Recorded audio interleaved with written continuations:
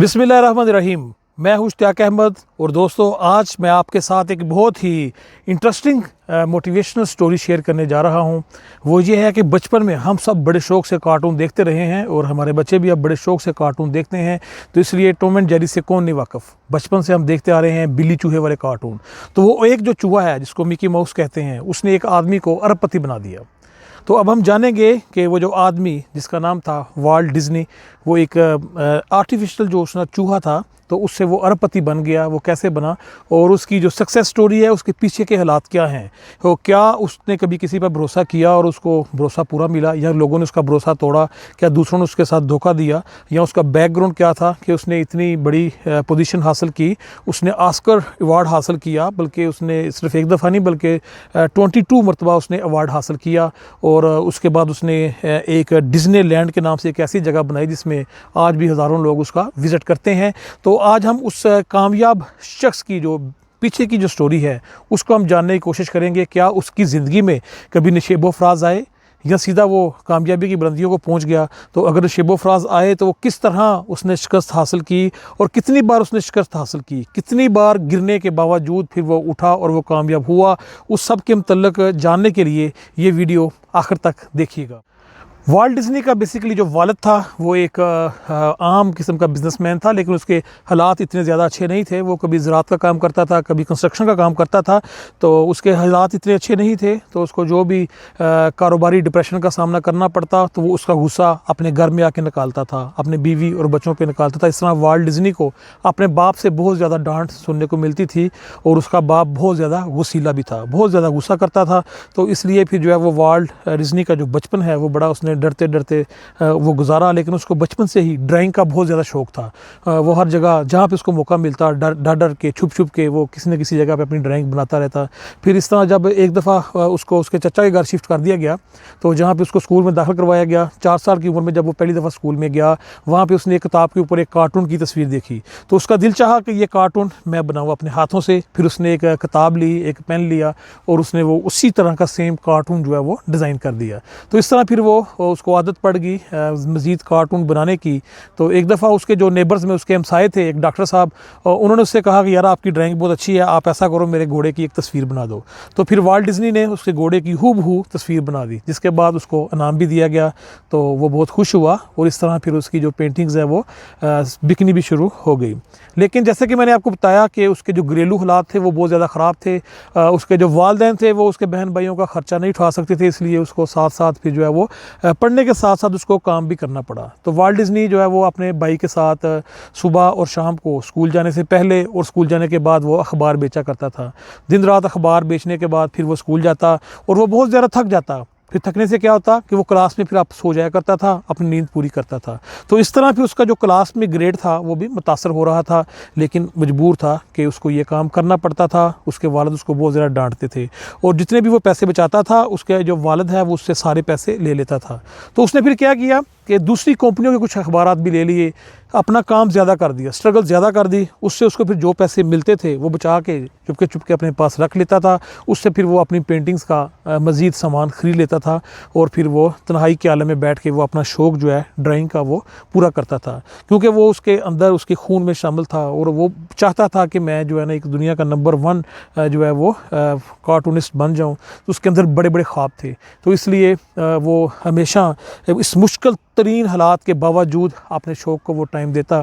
तो इसके बाद फिर 1905 में जब उसने कोशिश की कि मैं आर्मी की ज्वाइन कर लूँ, आर्मी की जॉब ले लूँ, तो जब उसने आर्मी की जॉब लेने की कोशिश की तो उसको सिलेक्ट नहीं किया गया, क्योंकि उसकी उम्र बहुत ज़्यादा कम थी। तो जिसकी वजह से वो बहुत ज़्यादा डिसाइड हुआ। फिर उसने वो कंसास सिटी में रेड क्रॉस में जो है जॉब ले ली और एक एम्बुलेंस चलानी शुरू कर दी। तो दोस्तों जब उसने एम्बुलेंस चलानी शुरू की तो उसने अपनी एम्बुलेंस को दाएँ से बाएँ से आगे से पीछे से बहुत ही खूबसूरत कार्टूनों से डिज़ाइन कर लिया। यानी कि उधर से ही उसका हुनर नज़र आने लगा और उसका शौक़ नज़र आने लगा। फिर साथ साथ वो एम्बुलेंस चलाता था और साथ साथ वो अपनी जो ड्राइंग है वो किया करता था। फिर उसका एक क्लास फेलो था, एक दोस्त था जिसके साथ उसका काफ़ी ज़्यादा वक्त गुजरा।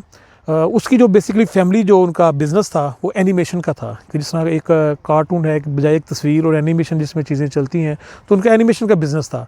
तो फिर जो है वो डिज़नी उसके बिज़नेस में इंटरेस्ट लेने लगा, उसको सीखने लगा। तो फिर इस तरह इसने कुछ पैसे बचा के काम करने के साथ साथ, एम्बुलेंस चलाने के साथ साथ इसने फिर जो है वो एनिमेशन का एक कोर्स भी कर लिया और उसके अलावा ड्राइंग का कुछ कोर्स भी वगैरह भी किए। तो साथ साथ फिर वो अपना काम करता था, लेकिन उसको बहुत ज़्यादा शौक़ था कि मैं कोई ऐसी मुनफरद चीज़ बनाऊँ जो कि पूरी दुनिया में पॉपुलर हो जाए। तो लिहाजा फिर उसने अपने कुछ दोस्तों के साथ मिल के तो उसने लाफोग्राम के नाम से एक कार्टून बनाया। तो लाफोग्राम के नाम से जो कार्टून था वो थोड़ा सा मार्केट में हिट हो गया, तो उससे उसको काफ़ी पजीराई मिली। जियो द वेज फिर डिज़नी ने अपना जो बिज़नेस जो आगाज़ किया था वो अच्छा चलने लग गया, लेकिन फिर क्या हुआ कि इसने एक लॉन्ग एनिमेशन की वीडियो बनाई जिससे इसको नुकसान पहुंचा और फिर जो है इसका वो स्टाफ वगैरह भी चला गया और उसको इतना लॉस हुआ कि इसके पास फिर ना खाने के लिए कुछ बचा और ना पहनने के लिए कुछ बचा, और ये बिल्कुल जो है वो सड़क पर आ गया और बहुत ज़्यादा इसको जो है उसकी वजह से स्ट्रेस मिला। लेकिन इसने हिम्मत ना हारी, इसने क्या किया, फिर इसके पास सिर्फ एक शर्ट थी और इसके पास $40 थे। इसने थोड़ी सी मेहनत मजदूरी की, रेंट इकट्ठा किया, ये कैलिफोर्निया चला गया। फिर कैलिफोर्निया जाके इसने दोबारा मेहनत की और इसने अपने ख्वाबों में अपने आप को एक हॉलीवुड का एक हीरो देख रहा था, तो लिहाजा इसने कोशिश की कि मैं हीरो बन जाऊँ। लेकिन बहरहाल कुछ वक्त गुजरता गया और वो अपने आप को जो है वो तरतीब देता गया। फिर इसके बाद उसने एक छोटा सा अपना स्टूडियो बनाया जिसका नाम था वाल्ट डिज्नी स्टूडियो। तो इस स्टूडियो में फिर उसको काम करने के लिए साथ कुछ आर्टिस्ट लोगों की ज़रूरत भी थी और एक फ़ीमेल आर्टिस्ट उसने हायर की लिलिया नाम से, जो कि पेंट और इंक के साथ कार्टून बनाती थी। तो इसने उसको हायर किया। फिर बाद में यही आर्टिस्ट उसकी जो है वो ख्वाबों की दुनिया में आ गई, बल्कि उसकी दुल्हन बन गई। तो इस तरह फिर उसकी जो है वो शादी भी होगी और उसके साथ उसकी बीवी भी जो थी वो भी इसके काम में उसकी मदद देती थी। फिर उसके बाद उसका एक दोस्त था, वो उसके साथ बहुत ज़्यादा उसकी मदद करता था। तो इस तरह मिल के उन्होंने फिर जो है स्टूडियो को चलाया और उसमें भी उसने फिर जो है वो एक कार्टून बनाए जो कि बहुत ज़्यादा फेमस हो गए। तो इस तरह उनका काम चलना शुरू हो गया और कुछ अर्निंग भी हुई। लेकिन फिर बाद में क्या हुआ कि इसके कुछ दोस्तों ने इसके साथ बेवफाई की, इसकी टीम के कुछ लोगों ने इसको छोड़ दिया। तो फिर इसको दोबारा जो है इसका जो बिज़नेस है वो लॉस में चला गया। लेकिन सिर्फ एक दोस्त ने इसको नहीं छोड़ा था, वो दोस्त इसके साथ रहा। फिर इन दोनों दोस्तों ने और साथ उसकी जो वाइफ है उन्होंने मिल के दोबारा नए सिरे से काम का आगाज़ किया और उन्होंने जो है वो फिर क्या किया, मिकी माउस के नाम से ये कार्टून बनाए। उससे फिर इनको दोबारा एक दफ़ा फिर मकबूलियत मिली और इसने करोड़ों रुपया कमाया। तो लेकिन उसके बाद फिर क्या हुआ कि जो इसका करीबी दोस्त था उसने भी इसके साथ वफा ना की, वो भी इसको छोड़ गया और जो डिस्ट्रीब्यूटर था उसने भी इसको प्रॉफिट बहुत कम दिया, जिसकी वजह से ये अपनी कंपनी को मैनेज ना कर सका और दोबारा इसकी जो कंपनी है वो क्राइसिस का शिकार हो गई और एक दफ़ा से दोबारा वो अपना उसका बिज़नेस ख़त्म हो गया। तो फिर जब दोस्त ना रहा तो इससे वाल्ट डिज्नी को शदीद सदमा पहुंचा और वो नर्वस ब्रेकडाउन में चला गया। लेकिन दोस्तों उसने यहीं पे हिम्मत नहीं हारी, बल्कि उसने दोबारा हिम्मत से काम लिया और अपने आप को स्टैंड किया और दोबारा वो अपने काम में मसरूफ़ हो गया। और इस मरतबा उसने एक अच्छे डिस्ट्रीब्यूटर का इंतखाब किया जो कि कोलंबिया पिक्चर्स के नाम से था। तो उसने अपनी तमाम डिस्ट्रीब्यूशन कोलंबिया पिक्चर्स को दे दी और उसके बाद फिर उसका जो मिकी माउस कार्टून था वो पूरी दुनिया में मशहूर हो गया, वो इंटरनेशनल लेवल पर जाना जाने लगा।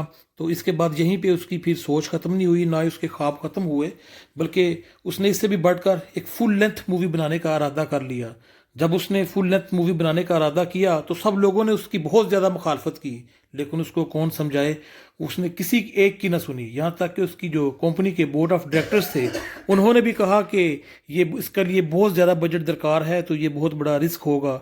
तो इसके लिए उसको बैंक ने भी लोन ना दिया, लेकिन उसने अपनी तमाम जायदाद बेची, अपनी तमाम चीज़ें बेचने के बाद, और उसने अपनी बीवी के जो जेवरात थे वो भी बेच दिए। फिर उसने एक वीडियो बनाई, एक मूवी बनाई जिसका नाम था स्नो वाइट एंड 7 ड्राफ्ट।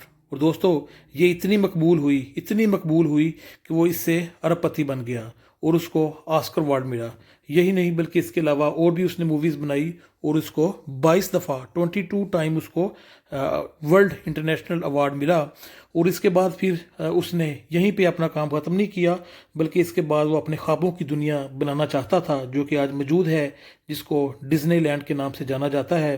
तो दोस्तों उसके लिए उसने बहुत सारा बजट लगाया, उसके ऊपर बहुत सारे उसने पैसे लगाए। उसने अपनी जो तमाम वीडियोस थी उसके जो राइट्स उसने 5 मिलियन में सेल किए और उसके अलावा वो इससे भी ज़्यादा बढ़ के उसने जो है वो लोन वगैरह लेके उसके ऊपर ख़र्चा किया और उसने डिज्नीलैंड के नाम से एक ऐसी जगह बनाई जिधर लोग जाकर अपने वक्ती तौर पर अपने तमाम गम भूल जाते हैं। और आज भी यहाँ पर लाखों लोग विज़िट करते हैं। तो दोस्तों ये थी इस शख्स की कहानी कि जिसने 22 टाइम ऑस्कर अवार्ड हासिल किया, लेकिन उसने अपनी हिम्मत ना हारी। बज़ाहिर तो वो बहुत कामयाब था और वाकई वो कामयाब था, लेकिन उसकी कामयाबी के पीछे ये स्टोरी देखें कि वो कितनी बार गिरा और कितनी बार उठा।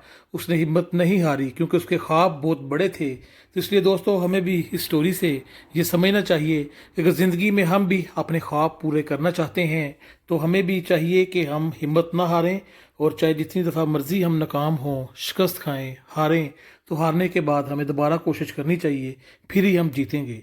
तो दोस्तों, इसके साथ ही इश्तियाक अहमद को इजाज़त दीजिए। अल्लाह हाफिज़।